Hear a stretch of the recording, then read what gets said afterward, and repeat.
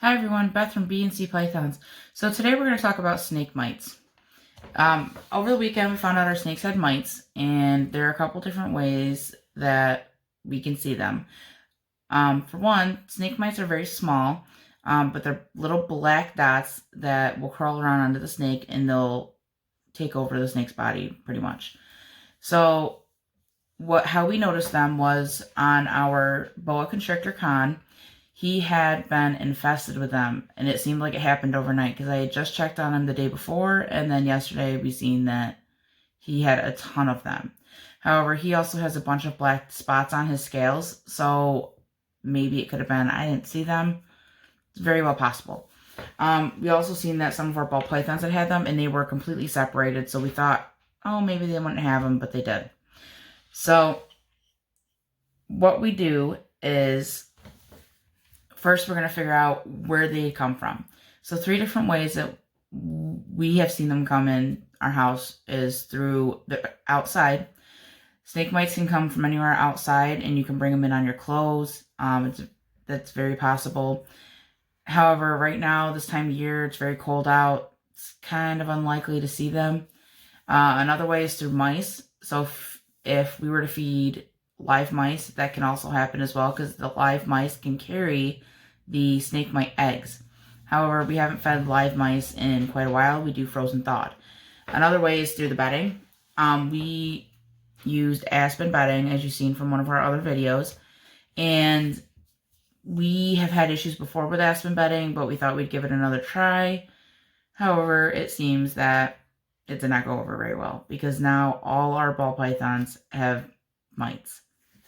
So what we do is we will take the snakes out of their tubs. We'll give them a bath with nice warm water, and then a lot of the mites will come off that way.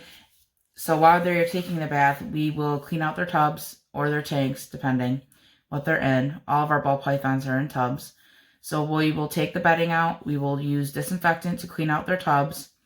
We'll air it out, and we'll use prevenamite and lice spray sometimes.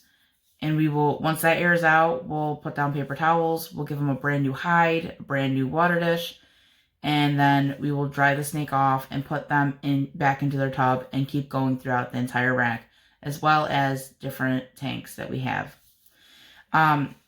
So the best way that we have seen is using paper towels or newspaper for bedding.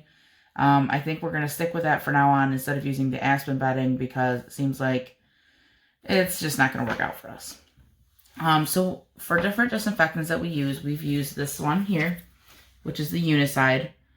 And this one we got at a vet's office for $40. It's not too bad.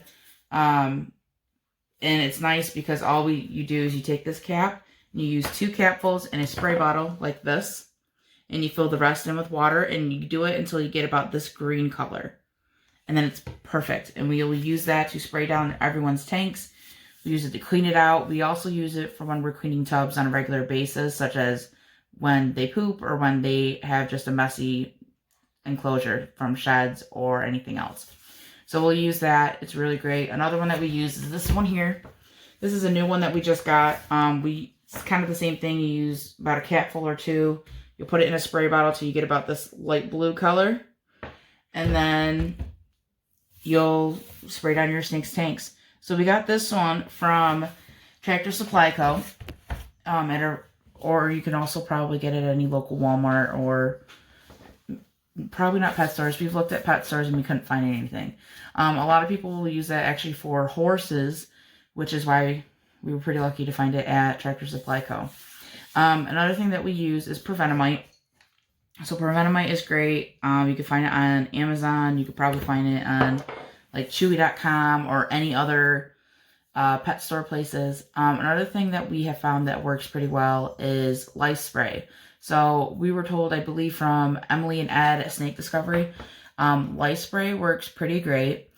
You do the same thing. You spray down the entire enclosure just like you do with the prevenamite, and you will let it air out for probably about half hour or so. And then if there's still any residual dampness, we will actually take paper towels and pat it down just to make sure there's not too much residual wetness or anything as such. The other thing that we will use is rubbing alcohol. So what we'll do is after the snakes are done with their baths, we will take rubbing alcohol and put it on a towel as we go to dry them off. And we'll use the rubbing alcohol, and we'll actually use hand sanitizer as well because it has the same ingredients. So we'll use both. We'll rub them down with a towel, and afterhand we'll also put rubbing alcohol in the snake's tanks as well. So we'll spray down all the corners and all the surfaces, and then we'll wipe it down and let it air out. But we found that all these have worked pretty well for us in the past. As of right now, it's worked pretty well for us, especially for our boa con. He was the first one to get the mites, we believe. And we have used the Prevenamite, we've used the lice spray, we used the disinfectants, and we've used the rubbing alcohol, and it's worked pretty well for us. So far, just from yesterday, from when we had originally cleaned out his tank, we have changed out his paper towels probably 3 times. That's how badly infested he was, and we didn't even realize it. So I feel really bad as a snake owner because we should have realized it ahead of time. But right now he's doing pretty well. He's got a lot of his mites are off now. Again, I changed him this morning for this paper towels, and there wasn't as many, so it's not too bad.